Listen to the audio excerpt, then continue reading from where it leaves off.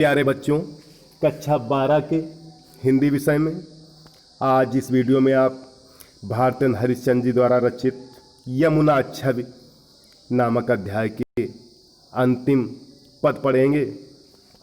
देखिए, मनु जुग पक्ष प्रछत प्रत्यक्ष होत मिटि जात, जात जमुन जल कै तारागत कै तारागन ठगन लुकत प्रगटन प्रगटत शशि अविकल, कै कालिंद्री नीर तरंग जितोपजावत, तितनो ही धरि रूप मिलन हित तासो धावत, कै बहुत रजत चकई चलत है फुहार जल उच्छरत, कै निशिपति मल्ल अनेक विधि उठी बैठत कसरत करत।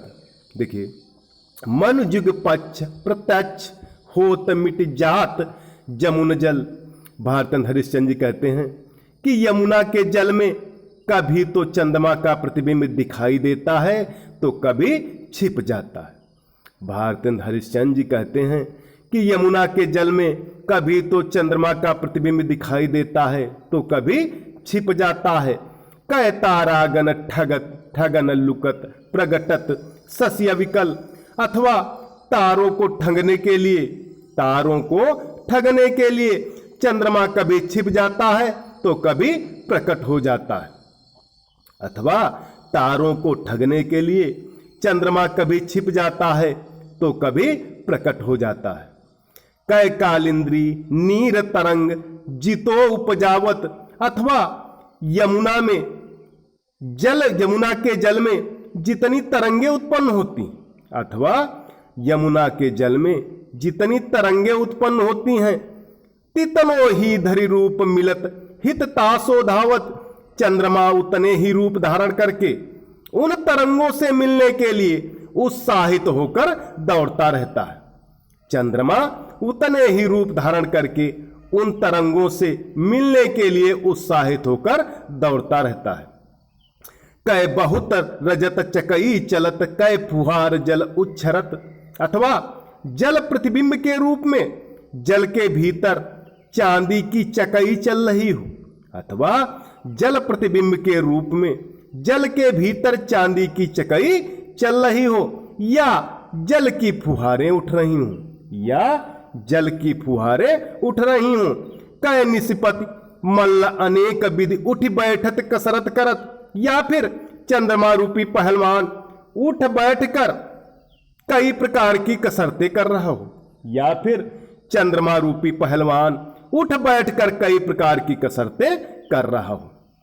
अगला देखिए, कूजत कहूं कलहंस कहूं मज्जत पारावत, कहूं कार कंड उड़त कहूं जल कुक्कुट धावत, चक्रवाक कहूं बसत कहूं बक ध्यान लगावत, सुकपिक जल कहूं पियत कहूं भ्रमरावलि गावत, कहूं तट पर नाचत मोर बहु रोर विविध पक्षी करत, जनपान न्यान करि सुख भरे तट शोभा सब जिय धरत। देखिए, कूजत कहूं कलहंस कहूं मज्जन पारावत।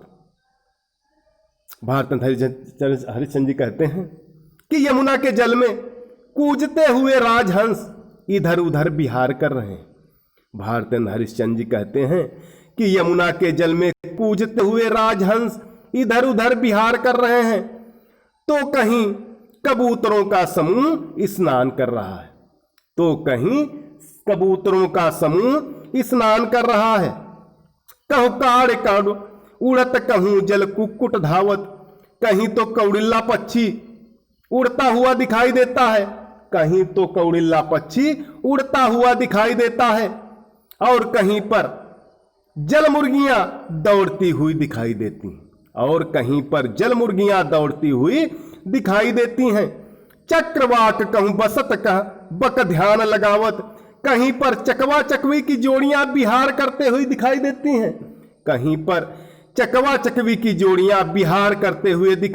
हैं, तो कहीं बगुले मछली पकड़ने के लिए ध्यान मग्न दिखाई देते हैं।